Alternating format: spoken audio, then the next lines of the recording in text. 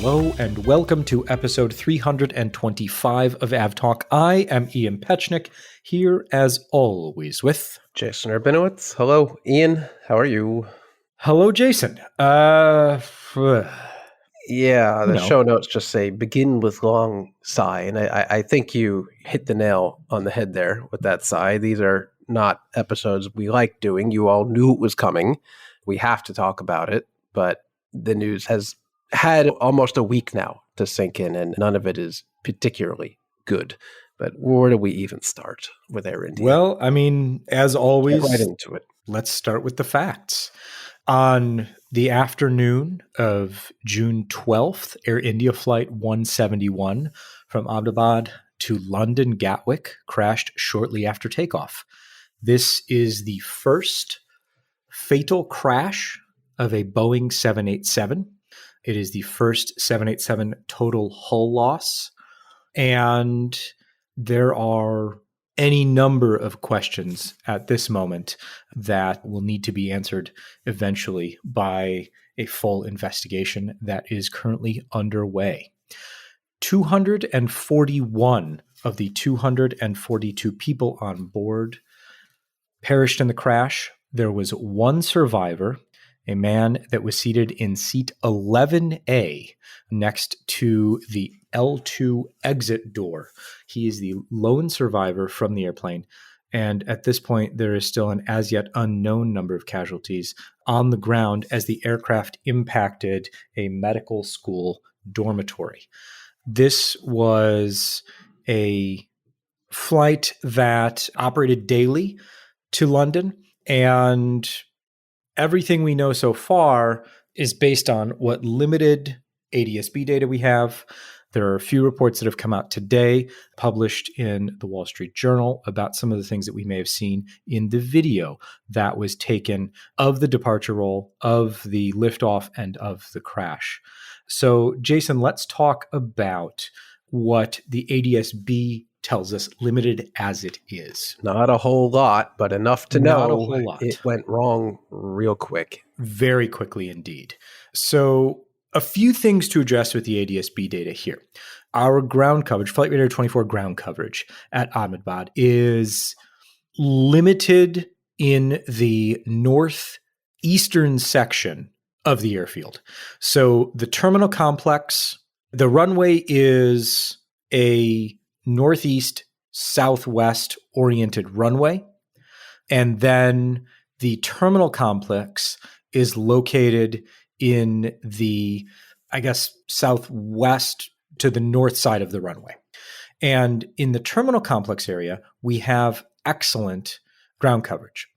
In the area about the northeast half of the runway, we lack ground coverage at the moment, or ground coverage is variable. It comes in and out depending on particular aircraft, but for the most part, we lack ground coverage on that part of the runway. So there was some question initially that thankfully some additional non-positional data and some third-party data that we've been able to look at confirms that the aircraft did in fact use the full length of the runway.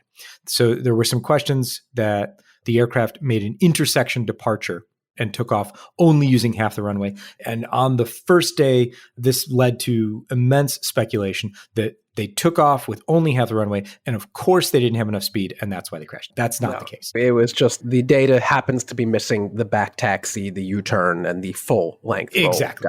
Exactly.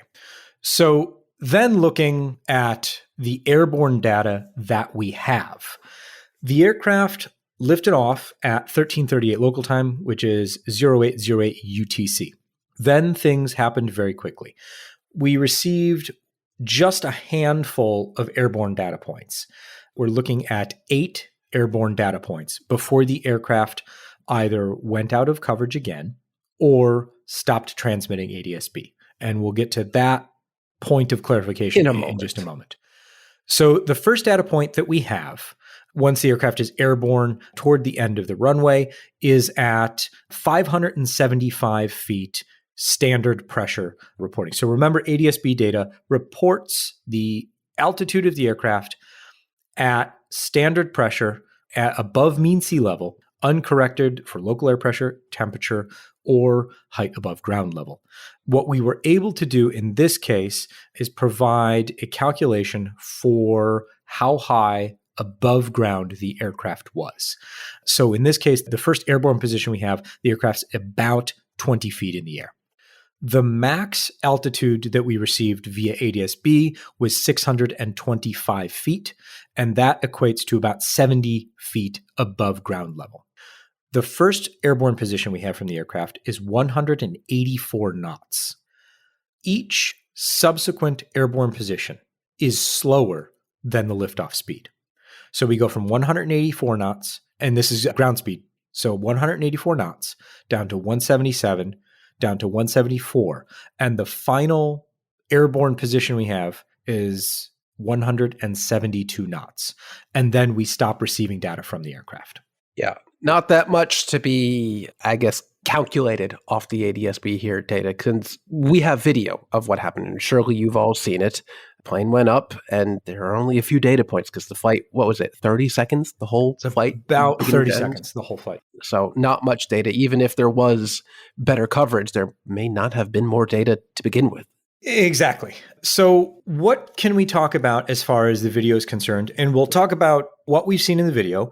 We can talk about things that we know. We can talk about areas that have been subject to speculation. We're not going to get into those necessarily, but we will touch on that. And then we can talk about what the Wall Street Journal is reporting today. Yep. As always, there's a lot we don't know, but we do know a few things. Exactly. So what we do know is that the aircraft lifted off. So we know this from the ADSB data. We know this from the video. The aircraft lifted off toward the end of the runway. We know that upon liftoff, they raised the nose. They did not raise the landing gear. So the landing gear stayed down for the entire flight. And unfortunately, the video, to my mind, is not clear enough. But I do want to call out the fact that the 787, and I think we talked about this accidentally not too many episodes ago in the context of the A330's automatic gear door system. And then Jason, you came back and said, oh, hey, the 787 already does that. Mm-hmm. So upon liftoff, the 787's gear doors, not the gear itself, but the doors automatically open. And to my mind, and I don't know if, Jason, you have a different opinion, but I can't tell if the video is not clear enough to me. No, unfortunately, the video is probably quite a bit zoomed in, so there's a lot of resolution lost there, and it's real hard to tell any fine details. But we do know that the gear itself stayed down for the entire flight. Yeah, not terribly surprising. I don't think you can really draw any conclusions from that. It is just I'm just saying what we absolutely know for sure. Not saying you are, just it is a fact. That is what happened. Yes. That is what occurred. And we also know, based on the video, that the angle of attack of the aircraft increased as it lost height. Yeah, whether that was them attempting to try to gain some altitude at the last second, even though there was really not much hope of that, or really just trying to do anything at all. Again, we have no answers for why that happened. We just know it did happen. Exactly. What speculation immediately turned to was the position of the flaps of the 787. So standard 787 takeoff is flaps 5. Which includes the deployment of the front slats as well. The 787 flaps at this resolution, I think it's impossible to tell. And there have been posts upon posts and video analysis and everything like that. I think, for my money, it's impossible to tell based on this video. I don't think it's worth examining grainy frame-by-frame video. No, but you're never going to get a clear answer out of that unless you're an investigator with one of the black boxes. It's really hard to see these theories come out right away and people blasting it out on YouTube and getting millions of views when there's just no answers to that yet. And what we do know is that the 787 has protections against taking off without flaps deployed. It may at some point let the flight crew do it, but it is not going to be happy about it, and it is going to let the flight crew know that, hey, you have an incorrect flap setting. Don't do that. This isn't like an old school 737 that's just going to let you do it. For the most part, this is a 787. This is a next-gen aircraft, so it has warnings and alerts about this kind of thing. So it's really hard to draw any conclusion from what is the one video we have, especially since there's also no video of the front of the aircraft to see what the slats were set at as well, because that might be a bit easier to tell. As far as I am aware, no such video exists. Yeah, if one is out there, I have not seen that of that particular angle, or at least conclusive enough to provide any evidence one way or the other. Today, the Wall Street Journal is reporting that Indian investigators are saying they believe the 787's ram air turbine was deployed when the aircraft crashed. That had been something that was speculated upon watching the video. Again, to my mind, the video does not provide conclusive evidence one way or the other. A pixel here, a pixel there. I can't make heads or tails there. But if the Wall Street Journal is reporting it, let's talk about what that could mean. And what it is as well. Not everyone's going to know what a rat is. I was going to start with what the rat is. So the rat, or ram air turbine, it's well named because it takes ram air and generates electricity with a turbine. Hey, so it is what it says it is. It is what it says it is. In the 787, it's located aft of the right wing and drops out of a compartment and drops into the slipstream of the aircraft.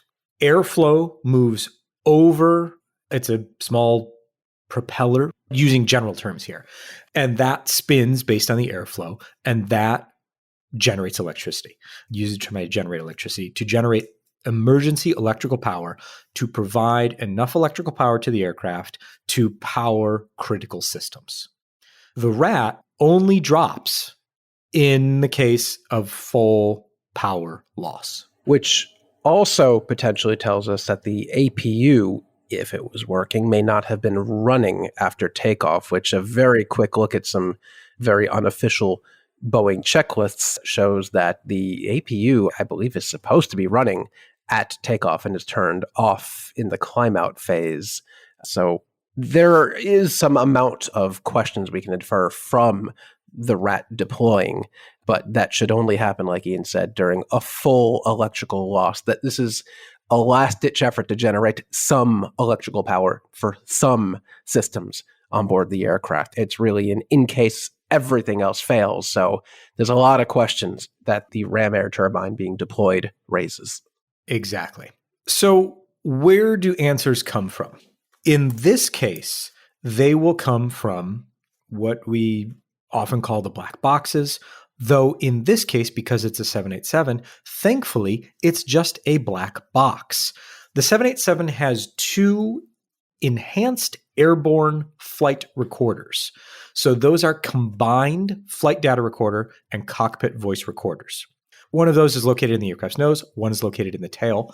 Indian investigators have confirmed that they have recovered one of the devices, and I believe they've also confirmed that it's the one from the tail section of the aircraft. Yeah, that makes a lot of sense. And this is at least some good news that not only were they able to find one of the two boxes, but again, this is a newer generation aircraft with redundancy built in. So we no longer have to worry about things like the flight data recorder versus the cockpit voice recorder, because they are both one. And it would be nice if the rest of every aircraft out there had the same redundancy like that.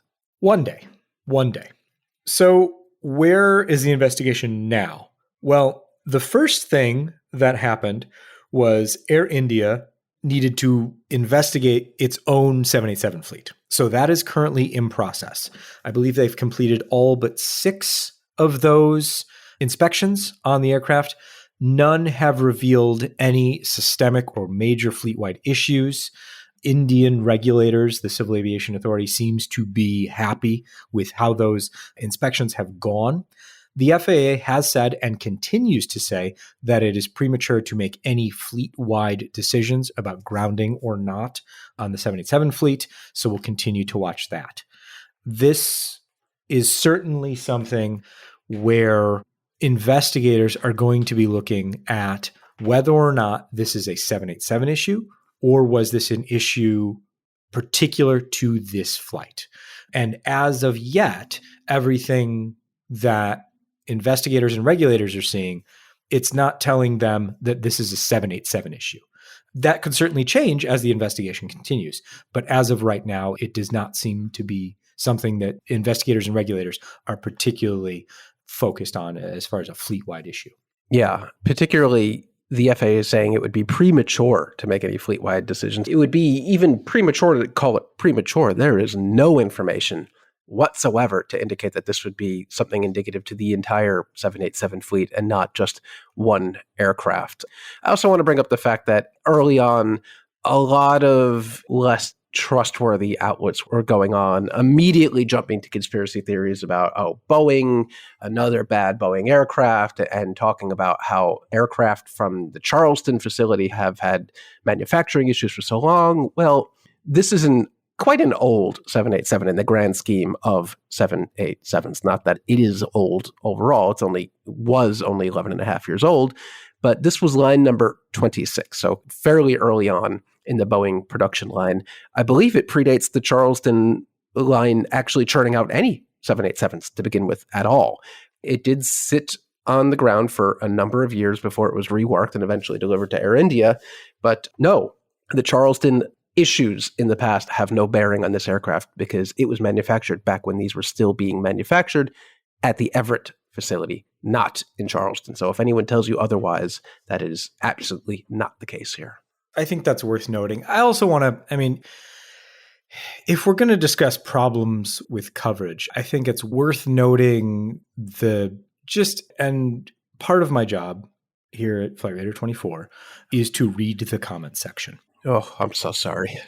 And I know that it's not people listening to this podcast. I know that's not this audience. But if you are listening to the podcast and you go and talk about this with somebody, the amount of I don't even know what exactly it is, but the rush to blame either Air India or the pilots or without any shred of evidence.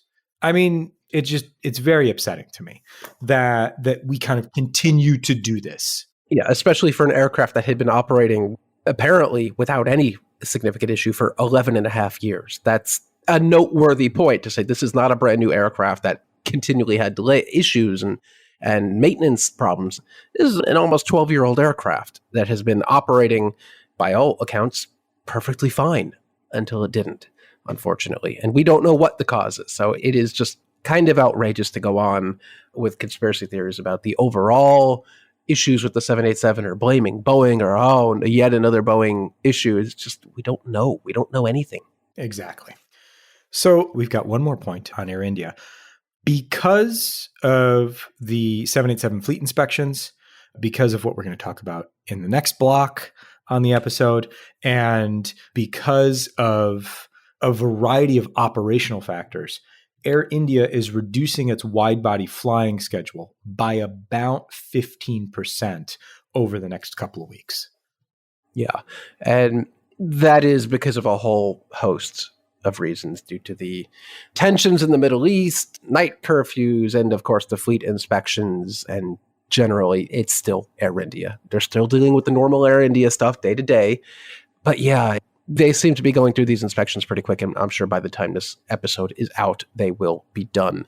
There's one more thing I did want to point out. There were several videos and reports about, the aircraft suffered a power issue. And the evidence people used to prove that in their mind was by showing video from the prior flight of the in-flight entertainment system not working and it being hot in the aircraft. Well, again, this is still Air India. This is an original to Air India aircraft. If the entertainment system worked on board this aircraft, that would be news, because it generally does not ever. And in the video itself that you may or may not have seen, the passenger says hey, it doesn't work, it never works. So that should be a good indication that that is not news. That is not a story. That is unfortunately all too commonplace at Air India. And that is something they were addressing with refurbishments across the entire fleet. So if you do happen to see that video, just know that that aircraft probably never in its history has had a working seatback entertainment system. And it does not actually mean anything. Fair enough. Yeah, we'll leave it there. Let's turn our attention to the ongoing situation in the Middle East. We're going to talk about what's happened so far in the past 5 or so days. This is June 18th. And by the time the podcast comes out on June 20th, everything we say could either be moot or incredibly worse. We just don't know at this point. Following Israeli strikes on Iranian sites in the early hours of June 13th, late last week, airspace in Iran, Iraq, Jordan, Syria, and Israel went into closure mode. Jordan and Syria kind of opened back up a little bit. Iraq has opened up to a very small amount of flights near Basra, and Iran remains completely closed. So let's start with where the airspace closures are and where aircraft are headed now. Iranian airspace is completely closed. There are no flights in Iran except for some Iranian government flights. Today, there were some Iranian government flights that flew from somewhere in Iran. We picked them up near the Persian Gulf and landed in Oman. And there were also a few movements out of Tehran earlier in the week. But as far as normal traffic goes, that's completely shut down. As far as Iraq is concerned, airspace there is completely closed except for flights to and from Basra out of the south of the country. So there are specific airways that flights need to operate through, as well as specific waypoints. And from there, flights can fly in and out of Basra. Syria, for its part, has closed certain airways that have become unavailable. At various times, they've completely closed their airspace and then reopened and allowed certain flights. Same with Jordan. Jordan was closed completely for a time. Then it was reopened on certain airways. At the moment, aircraft are required to carry at least 30 minutes of extra fuel. However, the airspace is open. Israel, for its part, has a full closure to normal traffic. So all regularly scheduled flights have been canceled in and out of Israel. However, repatriation flights are being allowed. So those are flights to Israel for passengers who were stuck outside of Israel as of last week. So there have been a lot of aircraft staging in Cyprus to bring passengers from there and from other origins to Tel Aviv. Those are all being operated with prior permission only. Airspace in Saudi Arabia and airspace in Afghanistan has become increasingly busy, with flights over Afghanistan going from about 50 per day this time last month to nearly 300 per day as of today, over the past couple days. Saudi Arabia has gone from 700, and these are overflights only. They've gone from 700 daily flights up to 1,400 daily overflights. Wow. So lots and lots of compression of traffic. Obviously, Egypt and Saudi Arabia seeing the largest increases. Over the past few days, we have also seen a dramatic influx from the United States to bases in Europe and the Middle East of United States Air Force and other military tanker and transport aircraft. Dozens of tankers have positioned along with fighter jets that they've towed from bases and from bases in Europe to bases near to the Middle East or in the Middle East. Those are continuing to operate, and that's where we stand at the moment. What are those as far as tankers doing? tracking. As of now, nothing. Hopefully it stays that way. Hopefully it is just they're there and they're hanging out and they're not doing anything, and they come home and let's leave it at that and never talk about it again. There you go. Commercially speaking, Jason, you've been keeping tabs on which airlines and which airports are offering travel waivers, and I believe we now have travel waivers in place for Dubai and Doha. Is that correct? Yes. So American to Doha as American operates to Doha, and United to Dubai as United flies to Dubai.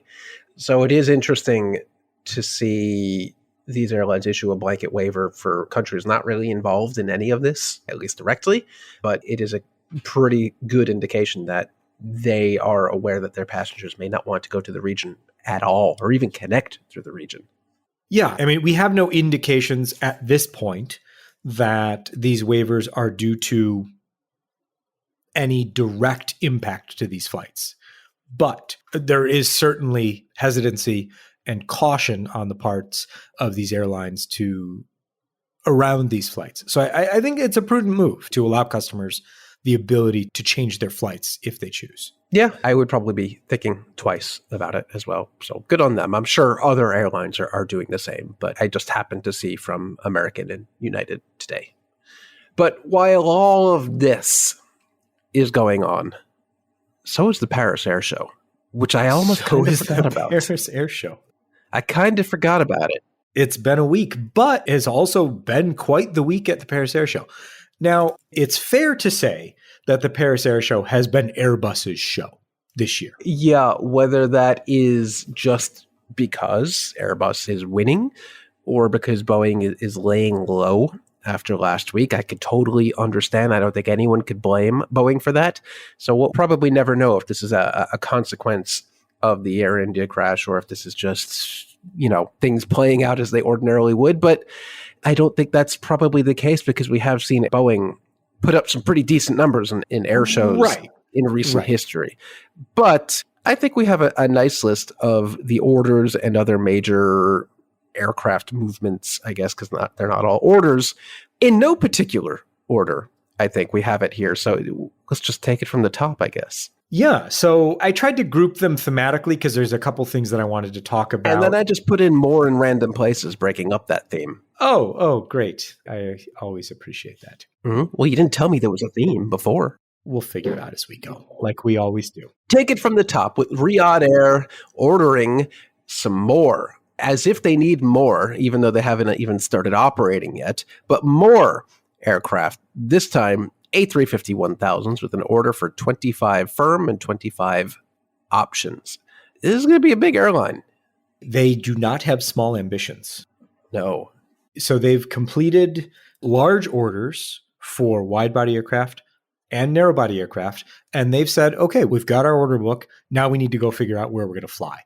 They have a stated goal of connecting Saudi Arabia to 100 destinations. So they've got some places to fly. Yeah, gonna need even more airplanes right now. According to the always up-to-date and accurate Wikipedia, this 25 A350-1000s is in addition to the 40 787-9s that had previously been announced.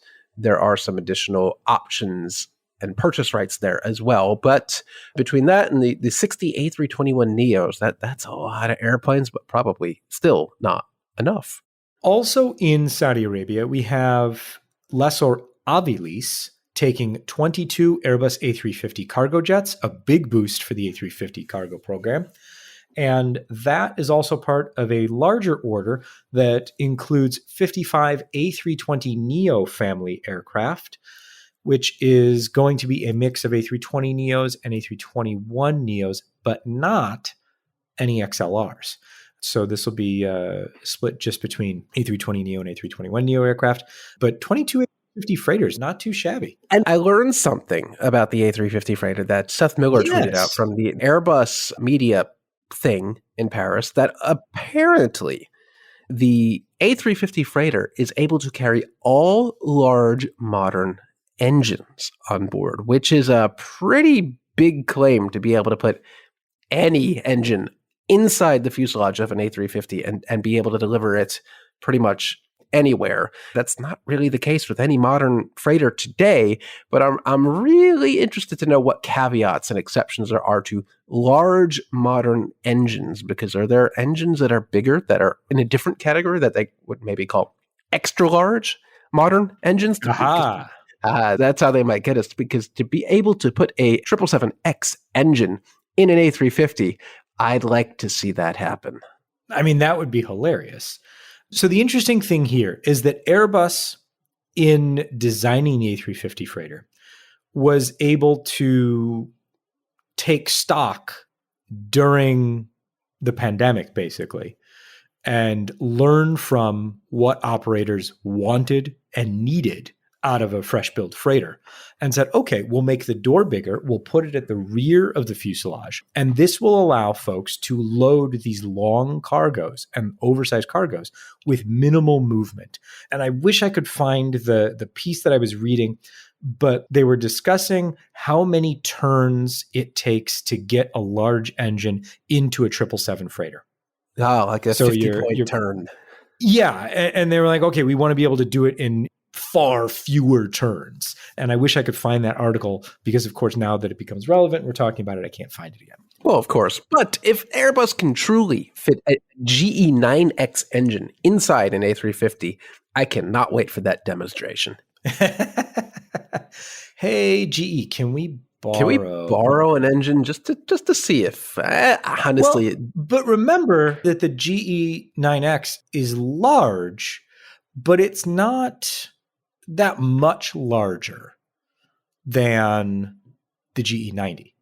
Yeah, but it's also bigger than the fuselage cross-section of a 737, right? So can they also transport 737 fuselages? But have you ever been inside a 737? I have, unfortunately.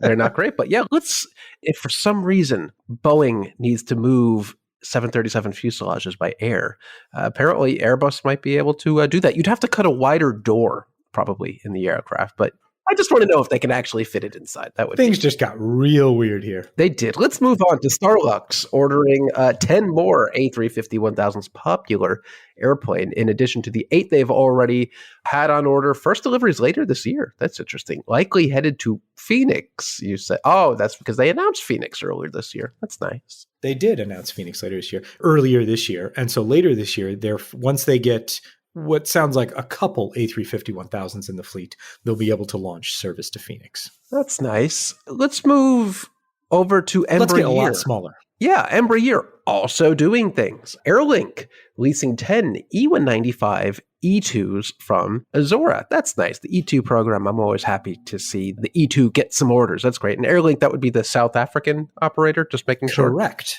Okay. Yes. That's good. They will be the second African operator after Air Peace of the E2.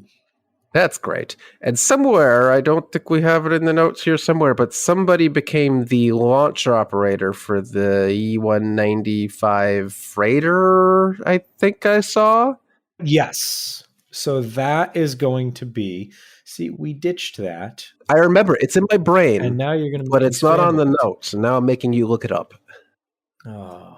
Let's move on and we'll come back to it. Okay. Jason, tell me about SkyWest. I love the E2. It's a great little airplane, but the cockroach of the skies was just awarded another stay of execution by way of 60 orders from SkyWest, or one order for 60 aircraft. SkyWest will operate... No, there was 61 aircraft orders. They went to the drive-thru. That's a lot of paperwork. But apparently they will operate 16 of the E175s under a new multi-year contract for Delta. It disclosed today. These aircraft are expected to replace 11 CRJ-900s. No great loss there. 5 CRJ-700s. No great loss there. Under contract with Delta. And deliveries will begin pretty soon. In 2027. I mean, I'm conflicted over this. I love being a passenger on an E175. They are supremely comfortable. But, like, does this ever end? Nope. There's no end. It doesn't. It just never ends. It's just never going to end. This is very quietly, the E175 is going to end up being the longest mass-produced commercial aircraft in history, which is really quite interesting because I never would have thought that the 737 would be dethroned. But at this rate, we may never see the end of the E175, and I guess that's okay. I mean, sure, why not? As long as they keep making it comfortable, let's keep doing it. Sure. How about we switch back to Airbus for some reason? I'm not really detecting I was going to tell you who the freighter operator is. Oh, who's the freighter operator? It'll be Bridges Air Cargo, which is a Malta-based operator. It will be the launch customer for the E190F, says Embraer this week, and they will take a pair of those E190 freighters. Neat. Beginning in the third quarter of this year. Neat. That's a niche little aircraft. Good luck to them. Yeah. Moving back to Airbus land, Egypt Air added 6 more A350-900s to its backlog, making that 16 total. MNG Airlines signed an MOU, so not quite in order, for 2 A350 freighters. Maybe they want to put some GE engines inside for, I don't know, whatever. Maybe they saw that news and like, yeah, we'll take 2 of those. Vietjet. Oh, wow. Vietjet is on a spree after the exaggeration of its death, apparently. They are really on a tear, signing an MOU for 150 A320 Neos, plus apparently, that's 100 firm and 50 options. That is in addition to its order last month, where it doubled its A330 Neo order book to 40. This airline that doesn't have a lot of cash on hand, and we were talking just a few weeks ago about it may not being long for this world, it sure wants a lot of aircraft. Yeah. Real quick, let's just run through the acronyms that we use when we talk about orders. So firm order is exactly what it sounds like. It is an actual order saying, I have money, you build airplanes, here's some money, I want some airplanes. Yes. And by here's some money, you mean there's a down payment almost certainly. There's a down payment. You don't pay for the whole airplane until you take delivery. Right. And if you don't take delivery, you will lose that down payment almost certainly. Yeah, it gets very They've murky. got skin in the game. But yes, exactly. So when we say options, that means that you have a contract to say, usually options come as part of a firm order. So here's money that secures me 100 delivery slots. And then I am going to agree in the contract that later at some point in time, I can say, I want 50 more airplanes and I will be guaranteed delivery slots for those aircraft when I exercise the option to order more. Now, here's where it gets murky. Yeah. Then we have a level below. Let's go in decreasing order of reality. A memorandum of understanding is an aircraft manufacturer coming to sort of an agreement with an airline or lessor saying, we generally agree that this is what we're going to do. We want this to happen. There could be some monetary consideration involved. There could not be, as far as the memorandum of understanding goes. But it's saying, we want this to happen and we're going to work towards this. Usually that results in a firm order coming later at some point. MOUs come about because they agree on the aircraft, but there might be engine choices or financing issues that need to get worked out before they can actually order the aircraft, or something might require board approval from the airline. So the airline says, okay, we're going to agree to all of this, and then we're going to go get our approval from shareholders, board members, or what have you, or choose our engines, and then we'll make a firm order. Then there's the letter of intent, which is basically just a marketing. It's a bit more than marketing, but it's just saying, we want these airplanes. And the manufacturer saying, we want to sell you these airplanes. And that's about it. They intend to do it. I intend to do a lot of things that never get done. So really, you should look at an LOI, a letter of intent, as about, man, you really wanted to do laundry today, but maybe you get to it, maybe you don't. There's a lot of reasons why you might not. And we mention them anyway, but take it with a grain of salt because it might be one step away from never happening. Exactly. This next one is actually, I'm going to leave that for last. I want to leave kind of the most interesting order, to me at least, for last. So let's talk about Avilease, which ordered 10 A350 freighters and 30 A320 Neo families.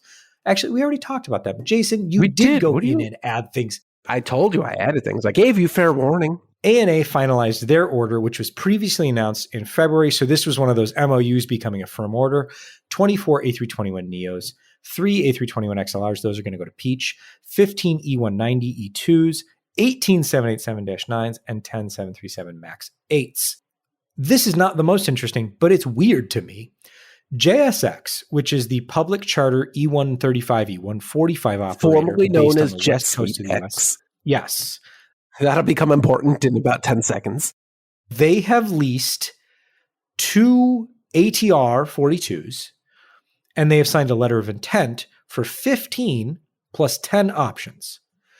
Those ATRs covered in the letter of intent could either be ATR 42s in a, quote, premium configuration, or ATR 72s in a, quote, all business class configuration. Each aircraft would have 30 seats.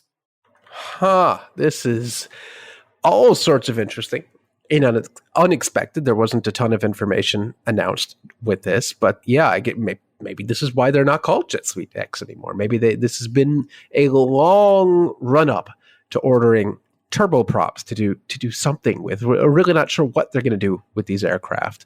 But didn't we just talk last week about how the ATR isn't a thing in North America? I mean, in the context of Silver Airways, yes, we did. But it could be a thing if this gets off the ground. I'm very unclear, and I certainly need someone who understands the economics of both JSX's business model and the ATR operational economics to explain all of this to me. This came out today on day 3 of the Paris Air Show, so we're just kind of scratching the surface on this one. But I'm very interested to see how all of this shakes out.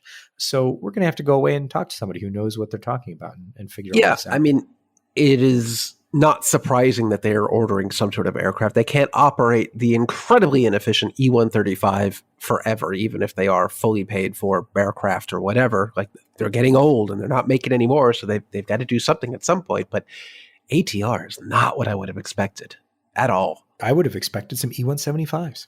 Yeah, they'll be around forever. Exactly.